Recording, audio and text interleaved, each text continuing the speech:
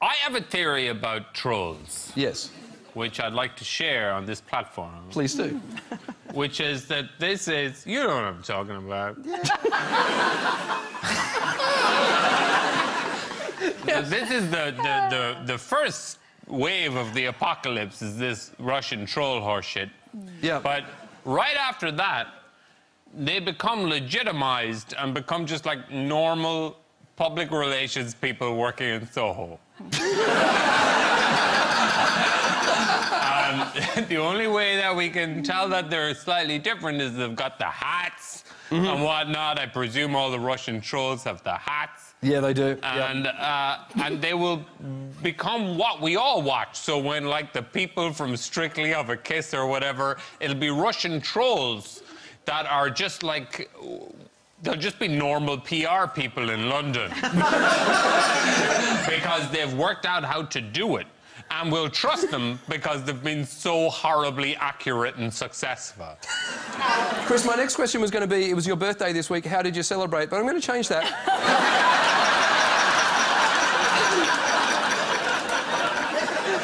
Chris, it was your birthday this week. Did you stop celebrating? I feel like nearer to the end becomes more of a celebration because of all of the reasons you've outlined. We went this week. It was my birthday. I don't want everybody to make a big deal out of it. It was my birthday. It was a big one. It was 39, which, you know, is a real milestone. And we went to my wife. I'm married. I don't want to make a big deal out of that.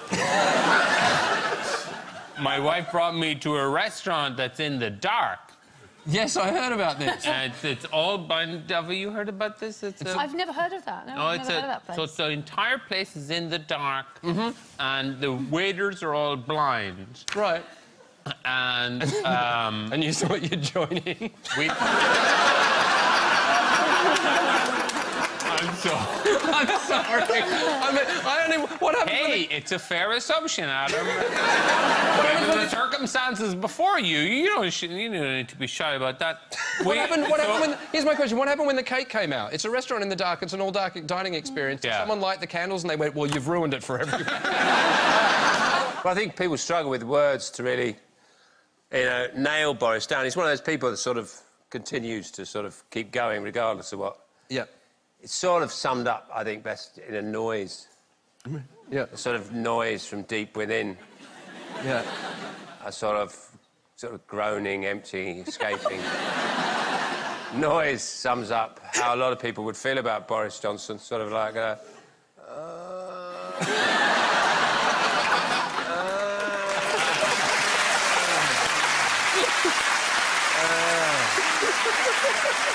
Well, I mean, politics this week got a bit... Have you been following Change UK, Sean? No, I just don't have the time in my life to fret about whatever the hell it is.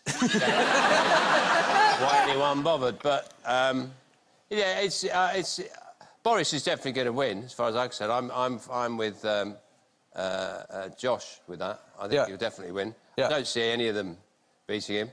And also, it'd be a good thing if Boris won, just because... Currently, it's 19 Prime Ministers from Eton, and it's not a nice number. It's 20 is better. 20 is what you want. Yeah, it's a good round number. I find myself frequently going down to the gates of Eton and trying to guess which snotty-nosed little piece of shit will be ruining our lives in 20 years' time. So, that's what I do. Challenge Tom Cruise to a fight in the Octagon. Tom, if you don't take this fight, you're scared and you will never live it down. Who's willing to put on the fight? And added Dana White, who from UFC. I mean... 31-year age difference. I don't know what to make. Have you got any showbiz beefs, Sean? Anyone that you want to pick a fight with? Piers Morgan. It's in my will that when I die, my ashes will be thrown in his eyes. Someone tweeted in to say that with these on, Johnny, it looked like it was 50 Shades of Johnny. As Donald Trump, I mean, would you consider one of those raunchy kind of, you know, sex movies? Of course I would. Yeah. For people who are into a man crying. Just relentlessly crying and saying, I'm sorry. I'd call it 50 Shades of Spent. because I'd probably do something to myself before I, you know, did the scene. Right, OK. Back to the news. Yeah. Why did you ask the question? Yeah, I was going to ask. Back to the news now. Is Donald Trump... I came on here for politics. Yes, there's a lot of times when I get nervous, I rid myself of evil desires. Once in a bus prior to voting. I went in there and they said, where do you want to put your ex? And I went, not again. All right. And the worst thing is, some of it went in a bird's nest. Then I imagined that a bird would grow up looking like me. And would someday swim down and take me away and go, you're my father.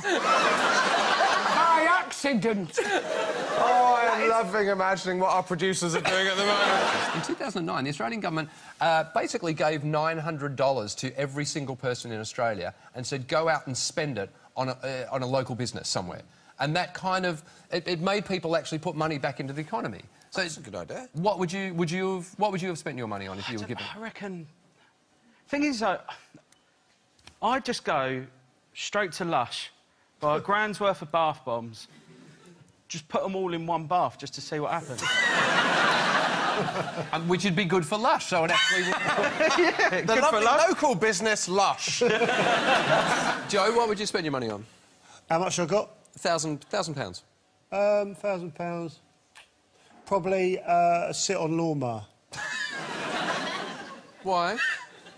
Why? Yeah. Well, I haven't got a garden, but well, I shouldn't probably say this on telly, but I'm actually the fella that does crop circles.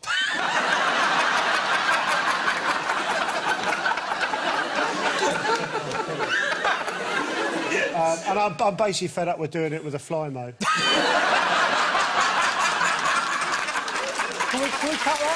Bad news for WikiLeaks martyr Julian Assange this week, as an Ecuadorian judge said he had to start obeying a new set of rules if he's allowed to stay in their embassy. They include paying for his own food and laundry bills, cleaning up after himself and his cat, and they're also apparently sick of him skateboarding and playing football in the residence.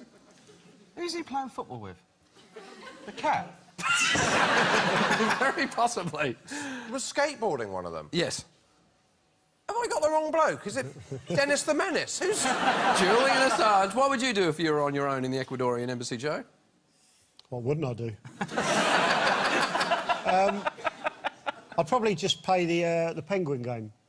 What's the penguin game? What's that? Do you not know the penguin game? No.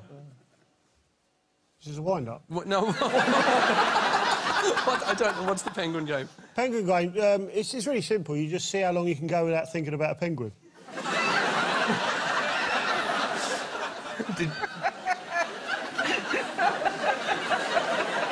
I've just lost. Yeah. You're thinking about a penguin, aren't you? Yeah.